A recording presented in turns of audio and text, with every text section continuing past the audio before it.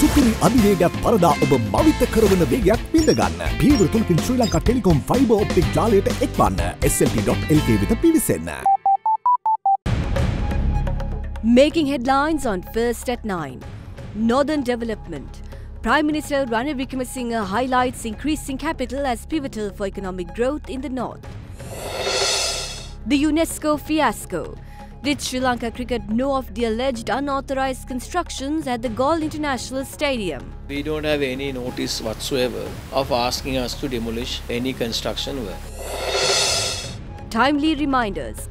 The President praises congregations of the Buddhist clergy as examples of unity. Pakistan politics. Former cricketing great Imran Khan vows to end corruption ahead of polls.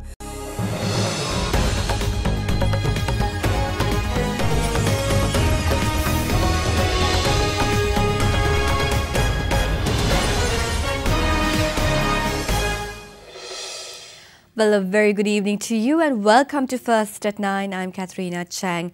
Now on to your top story tonight. Sri Lanka cricket did not receive any notice regarding unauthorized constructions within the Galle Stadium. This is the views expressed by former President of Sri Lanka Cricket, Parliamentarian Thilanga Sumitapala, pertaining to the saga which is surrounding the Galle International Cricket Stadium. Meanwhile, the Secretary-General of UNESCO Sri Lanka, Lal Ranavira, said that no recommendation was made to relocate the stadium, but the Mahinda Rajapaksa Pavilion and two other pavilions should be removed as they fall under the unauthorized constructions category. Recent reports which came into circulation claimed that UNESCO informed the Sri Lankan government that buildings constructed at the Galle International Cricket Stadium, including the main stadium, have threatened conservation work of the Galle Fort area and therefore it is in danger of being removed from the UNESCO World Heritage List. With the relocation of the Galle Stadium being put forth as a possible solution, former Sri Lankan captains, politicians and the public expressed their displeasure over the prospect, with some protests also being launched. Minister of Youth Affairs Sagala Ratnayaka recently mentioned in Parliament that there is no such decision to relocate the Galle International Cricket Stadium. The latest list of World Heritage Sites that are at risk of losing their status, however, does not include the Galle International Cricket Stadium. Accordingly, Derana inquired the Secretary-General of UNESCO Sri Lanka, Lal Ranavira, about the real situation on the matter. He said that no recommendation was made to relocate the Galle Stadium, but the Mahinda Rajapaksa Sports Pavilion and two other pavilions on either sides of the Rajapaksa Pavilion should be removed as they are considered as unauthorized constructions. In addition, the shops built inside the stadium and the training area are also included in the unauthorized constructions category. He further said that these unauthorized constructions are tarnishing the glory and the prestige of the Galle Fort and they fall within the 400-meter buffer zone of the World Heritage Site. He added that the government has been informed of the situation since 2009 and if the situation is not managed before the 1st of December next year, the Galle Fort will be removed from the list of World Heritage Sites. He went on to say that construction of necessary temporary structures at the Galle International Cricket Stadium will not be a problem. Derana captured the state of the buildings in question, which allegedly caused the problem. Galle International Cricket Stadium is considered to be unique among cricketing venues in the world, and First at 9 inquired from former President of Sri Lanka Cricket Thilanga Sumitapala as to whether the removal of the pavilions would impact the Galle Stadium's eligibility to host international matches. After tsunami, we reconstructed the whole ground. At that time, we had to go through with the same procedures with regard to ground construction work approvals. For that, we have taken all the relevant permission from the Municipality Council for the construction of building. Municipality Council has given permission based on UNESCO Heritage City requirements. So as at this moment of time, Sri Lanka cricket, we don't have any notice whatsoever with regard to any construction work. But if there is a requirement, they should have informed the SLC over the last 2 to 3 years. Our record doesn't show any of that sort of asking us to demolish any construction work. So if there is a requirement, we can always look into that. As far as the Sri Lankan cricket is concerned, there is no risk of any games being taken away from Galle cricket ground. Well, there are a lot of compliances as far as the ICC is concerned. There is a third umpire, fourth umpire, the play control area, the players, practice facilities within the destination, from the ground to 5-star hotel accommodation facilities. Then with regard to side screens, player safety, crowd safety, adequate daylight to play test cricket. If they say to remove certain part of the construction which is already built there, of course then we have to see what will be the impact after we know exactly what are the buildings to be demolished. Somebody will have to take a call and see how we can play without those facilities. Releasing a statement, Minister of Home Affairs Wajir Abeyewardene said that the Galle Stadium will not be relocated at any cost. He also intends to release a comprehensive statement upon his return to the island on the matter and urged the public not to be deceived by false rumours. Ever since the matter was brought to light, it stirred much controversy and uproar among the political arena, with politicians being more than willing to comment on the matter. I'm the chairman of UNESCO in Sri Lanka. When the Director General of UNESCO arrived in Sri Lanka, we discussed this matter. There is no issue about the stadium other than the pavilion. We will never remove the Galle Stadium. In fact, there is no problem as such. The Galle Fort will not lose its status as a World Heritage Site either. Wajir Abeyewardene is quite famous for demolishing things. He is well experienced in coordinating such matters. We thank Derana for revealing this matter. This is a World Heritage. If people are using their power to engage in unauthorized constructions, which will eventually result in us losing the site, it is problematic to our future. We are against the relocation of the Galle Stadium. The ground is lucky for our players. We will not allow it to be destroyed. Prime Minister Ranil Wickremesinghe today weighed in on the subject of northern economy, calling capital creation as essential in the efforts to uplift the economy in the region. Addressing an event held in Jaffna this morning, the Premier revealed that there are 100 billion rupees worth of deposits in the northern province spread across the branches of Bank of Ceylon. Launching of the programme Enterprise Sri Lanka in the Jaffna district was held under the auspices of Prime Minister Ranil Wickremesinghe this morning. The war destroyed the northern province. This led to the destruction of capital belonging to the citizens of the province, and as an alternative, the only thing they had possessed was gold. Now we have to create capital. Economic development means creation of capital. But following the war, there was suspicion as to what will happen in the north. Today, if we consider Bank of Ceylon branches in the northern province, there are deposits worth 100 billion rupees. The north is on par with northwestern and southern provinces, which have more businesses. This is because after the north achieved stability in 2015, the diaspora sent funds to Jaffna. These funds should be invested in the north.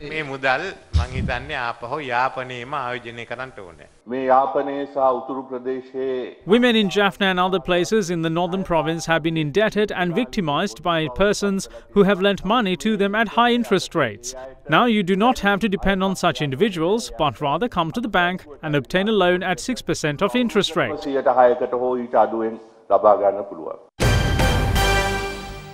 President Maithripala Sirisena attributes a prominent role for the Buddhist clergy to play in the country's reconciliation process. The head of state today emphasized that Buddhist events organized with the collaboration of all Buddhist sects of the country to be timely and exemplary. He made these remarks at a Buddhist religious event held in Polonnaruwa today. The Sangha congregation of Sri Lanka Amarapura sector was held in Polonnaruwa today.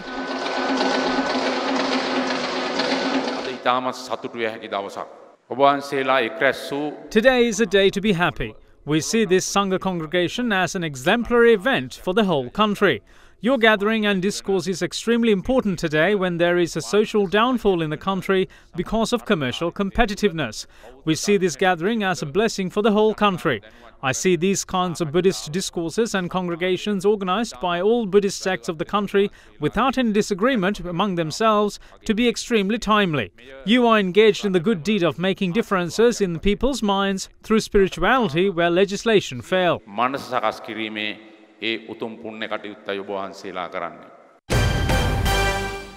Parliamentarian Dr. Jayampati Wickramaratne is of the view that expediting the constitutional amendment should be made higher priority over holding the provincial council election.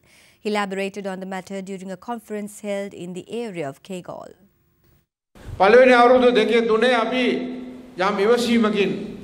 The first 2 or 3 years we worked with some degree of patience. However, there is a certain limit.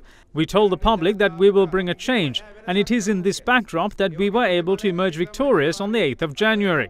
We come before you once again with a message to tell you that we have a couple of years for the presidential election. They may hold this even after the 9th of January. The Sri Lanka Freedom Party and the United National Party are seeking for contestants.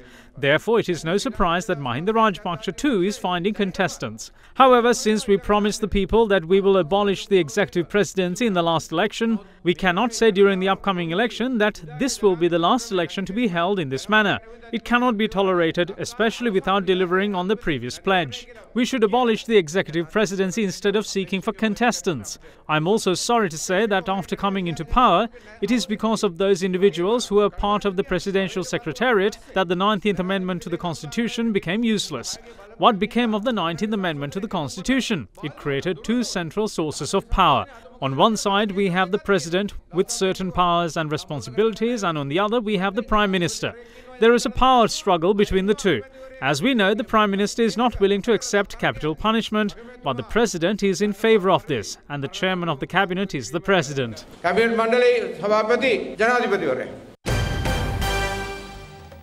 Up next is a short commercial break, and we bring more local news on the other side.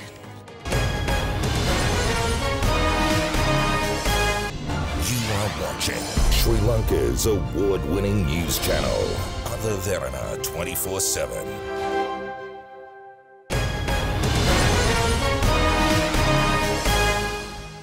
Welcome back to the news. Former President Mahinda Rajapaksa alleges that the passing of Theravadi Bhikkhu Kathikavat registration bill will create disputes which will lead to division within the Buddhist clergy. He made these remarks at a Buddhist religious event held in Narayanpeta today. A Buddhist event marking the 60th year of ordainment of Chief Incumbent of Abhayarama Temple in Narayanpeta, Venerable Muruthettuwe Anandathera was held under the patronage of former President Mahinda Rajapaksa. Following the event, Buddhist clergy expressed views to media regarding the Theravadi Bhikkhu Kathikavat registration bill. It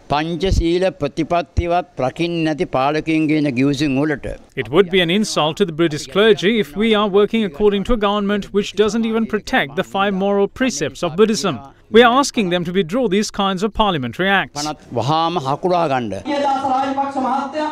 Vijayadasa Rajapaksa deceived Buddhist clergy with his promises and visits Buddhist temples. Many of the chief incumbents have signed this document. But we can reverse it. I ask all chief incumbents not to let these people play with Buddhasasana. Don't trust people because they will not be in those positions after some time. Following the event, former President Mahinda Rajapaksa expressed views to journalists. These proposals were brought during our tenure as well, but we insisted that these matters must be left for Buddhist clergy to solve among themselves.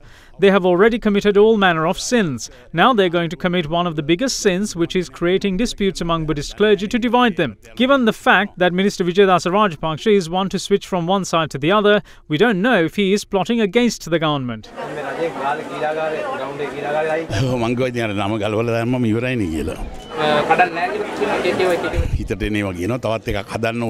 They're saying whatever they feel like, but I don't think the public in Galle would let them close down the stadium. They are moving towards a dictatorial governance. We see the creation of a nation under police governance. The Attorney General has the power to choose the court cases, but it has come to a point where ministers discuss among themselves in the night and choose court cases which are to be sent to the Attorney General. Parliamentarian of the United People's Freedom Alliance, Bandula Gunawardena, took another shot at the Sri Lanka-Singapore Free Trade Agreement while also challenging the central bank governor to confirm recent media reports of Sri Lanka attracting $16 billion worth of foreign investments. Addressing a media briefing of the joint opposition in Colombo today, the parliamentarian even pledged to renounce his seat in parliament in case the figures are proven to be correct. During the parliamentary debate, it was clearly mentioned that the Sri Lanka-Singapore FTA was designed for the benefit of smugglers. In that backdrop, a prominent state newspaper publishes on its first page that Sri Lanka had attracted $16 billion worth of investments. This is an utter lie. If the central bank governor accepts that this report is true and reveals as to where the funds are being invested, I, Bandula Gunawardena, who is a member of parliament since 1989, will submit my resignation to the speaker within this week. I will then request the post of a low-grade official at the Ministry of Development Strategies and International Trade from Minister Malik Samaravikrama. I will of course spend my time until the election as a low-grade official to study as to how they achieved this investment goal. I believe if they really did get $16 billion worth of investments, we'd be able to get $32 billion. Sri Lanka has only accumulated $10 billion in its foreign reserves since independence. If they got $16 billion within 2 months, we need to find out as to who was capable of acquiring this $6 billion. They resort to a whole day of parliamentary debate when New York Times mentions one sentence against the former government. Now this, however, is in local media. New York wala tibunam, meka New York neme Sri Lanka. Former Defence Secretary Gotabaya Rajapaksa accuses the current government of being short-sighted and setting off infrastructure development projects completed during former President Mahinda Rajapaksa's tenure. He made these remarks at another seminar organised by the organisation Elia in Nuwara. They messed up the security of the country and now try to destroy the rural development process as well. Former President Mahinda Rajapaksa achieved a level of development in the country which surprised even other countries in the world. The riots in the 1970s was due to the lack of rural development in the country. That is the reason why we took measures to establish a second international airport and ports in rural areas. Areas in Hambantota and Monragala would have benefited from such infrastructure development processes. We had the capability to profit from the port and pay off debt. We also know that a country needs a second international airport. Although there was a need for a second international airport since late President J.R. Jayawardena's tenure, it was former President Mahinda Rajapaksa who managed to achieve it. This government wasn't able to benefit from this infrastructure development. They sold everything to foreign nations. This government is carrying out a very short-sighted governance.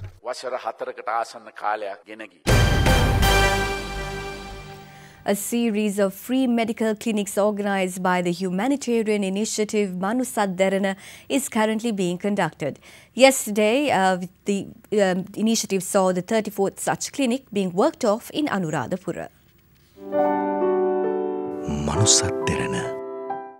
The 34th clinic in the series of medical clinics organised by Derana in a bid to provide relief to patients suffering from kidney diseases was conducted at the Vijayaba College in Karukkulama in Anuradhapura. Many people from adjoining villages flocked to the clinic to make use of the medical services made available, which included diagnosing kidney disease, blood and urine tests, as well as eye tests, with spectacles also being provided free of charge. The clinic was conducted with the assistance from the Sri Lanka Eye Donation Society, together with Sedum Private Hospital, Global Lifestyle Company, D.S. Gunasekara Organisation and the Vijayaba College in Karukkulama.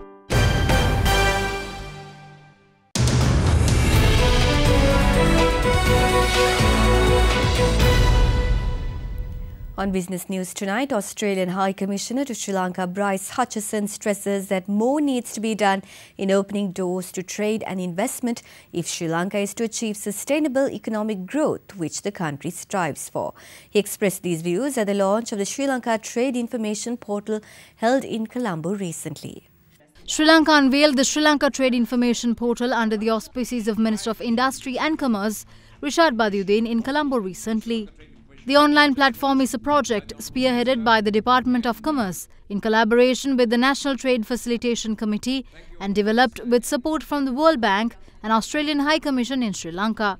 TIP publishes all laws, regulations and procedures affecting trade while also functioning as inquiry points on trade, repositories of information on trade in service or non-tariff measures. I think we'd all acknowledge that more needs to be done to open doors to trade and investment if Sri Lanka is to achieve the truly sustainable and inclusive economic growth that it seeks and to realise its aspiration of becoming an economic hub in the Indian Ocean region. Sri Lanka needs to reduce the costs for its own exporters and to make it easier for Sri Lankan businesses to link into international supply chains. And this will help create jobs right across the country. In recent interviews conducted for the World Bank, only half of businesses surveyed said that they turned to government agencies for information, and many expressed concern that the little information that is available online is often out of date and spread across many websites. But from today, this will change with the launch of the Sri Lanka Trade Information Portal. Small firms, entrepreneurs and women traders stand to gain the most, as they are often the least able to invest the time and resources needed to keep up with regulatory changes in the current environment.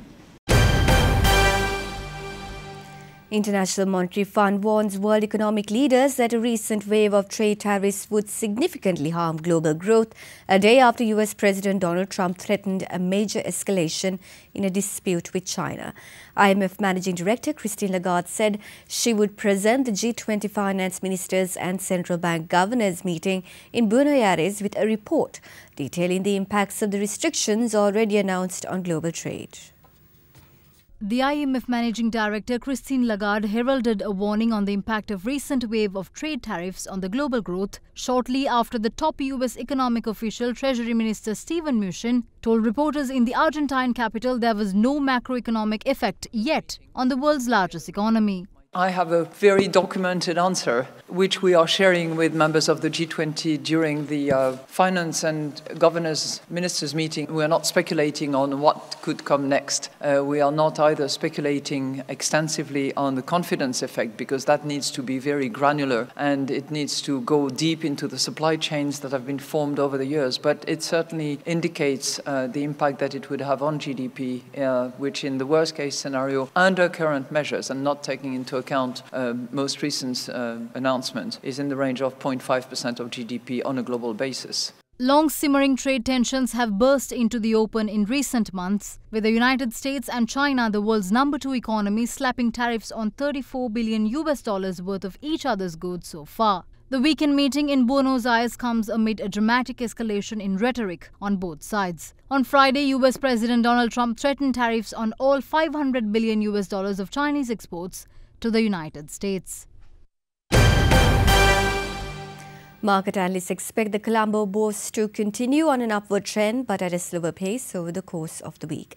Let's now cross over to Achudan Srirangan from First Capital Holdings with your weekly forecast for the upcoming week. The strong bullish investor sentiment has developed among the market participants, which is likely to result in a continued uptrend in the market, but much a slower pace. A strong valuation in our market, even in the comparison to our peer market, is to be continued with the foreign interest will remain strong.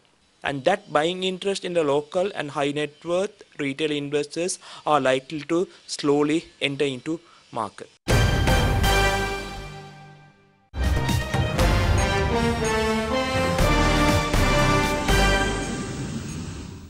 Pakistan had a troubled time in the weeks, especially with the return of the ousted Prime Minister Nawaz Sharif to face corruption charges. That visit coincided with a bombing at an election rally which killed hundreds, making it the second deadliest bombing in the country's history. With 2 days left in campaigning ahead of the country's election, famed former cricketer Imran Khan, who heads Pakistan's Tehreek-e-Insaf party, vows to uproot corruption and boost the economy. Pakistan's Tehreek-e-Insaf chief Imran Khan vowed to put an end to corruption and promised to improve the economy of the country at an election rally yesterday in Islamabad, 48 hours before the official end of the campaign. Security was high at the rally ahead of the election on the 25th, as hundreds of flag-waving supporters wearing colourful makeup and hats cheered for Khan as he arrived on stage. The election comes at a time of growing economic instability in the nuclear-armed nation of 208 million people. Islamabad's rapidly depleting currency reserves and a widening current account deficit has prompted many analysts to predict the next government will need to seek the country's second International Monetary Fund bailout since 2013. The lead up to the election has seen growing tension between civilian politicians from the outgoing ruling party of ousted former Prime Minister Nawaz Sharif and the powerful military which has ruled for about half of Pakistan's history since independence in 1947. The UK's new Brexit secretary says he is still persuading other cabinet ministers that the government's strategy for leaving the EU is the best plan. Dominic Raab told a Sunday newspaper that the Prime Minister's blueprint for leaving the EU was pragmatic. Theresa May's proposal for a future trade relationship with the EU sparked 2 cabinet resignations, including Raab's predecessor David Davis.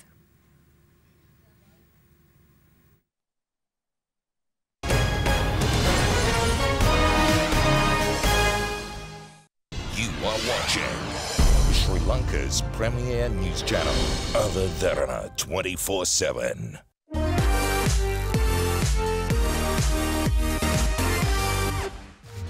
Hollywood was stunned this week with Walt Disney Studios' decision to fire James Gunn as director of Guardians of the Galaxy Volume 3 after a number of offensive social media posts by the filmmaker resurfaced online. Gunn later apologized about the old tweets.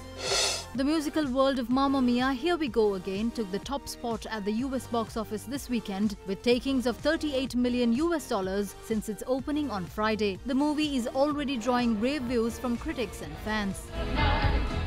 Oh my God. I've decided to commit to being a gremlin. Thousands are flocking into San Diego Comic-Con 2018, the largest comic book convention in the world. Among the offerings was DC Comics' Aquaman starring Jason Momoa, Nicole Kidman and Amber Heard, which was delayed because of the complex new special effects which involved underwater scenes. Release of the latest trailer for Fantastic Beasts: The Crimes of Grindelwald has also made heads turn around the world. The film introduces a young Professor Dumbledore starring Jude Law and another key character of the magical world, Nicholas Flamel, who was not included in the original Harry Potter film series.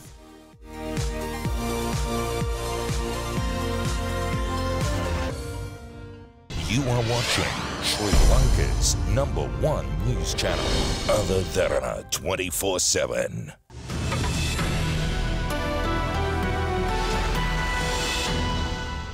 Good evening to our viewers and welcome to Forecast First. Starting off with your temperatures for tomorrow, that will vary between 20 and 37 degrees Celsius with the highest of 37 expected in Batticaloa. Well, when looking at the map, a low pressure zone will develop in the central hills and will gradually disappear. Well, most parts of the island, including Jaffna, Mannar, Vaunia, Anuradhapura and Colombo will experience sunny weather, while the areas of Kandy, Negombo, Galle and Matara will experience showers.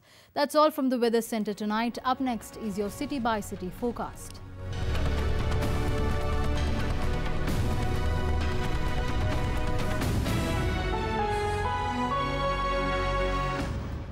And before we go, we'd like to take you to Tahiti, the largest island in the windward group of French Polynesia. The island is located in the archipelago of the Society Islands in the central southern Pacific Ocean. The island was formed from volcanic activity and is high and mountainous with surrounding coral reefs. We hope you enjoy these visuals and thank you for joining us. Have a pleasant evening.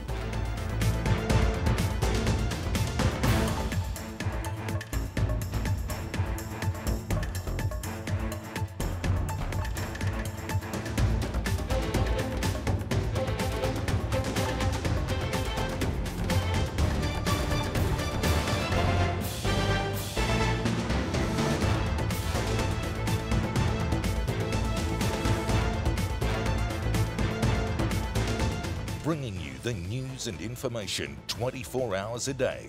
This is Sri Lanka's premier news channel, Other Derana 24/7.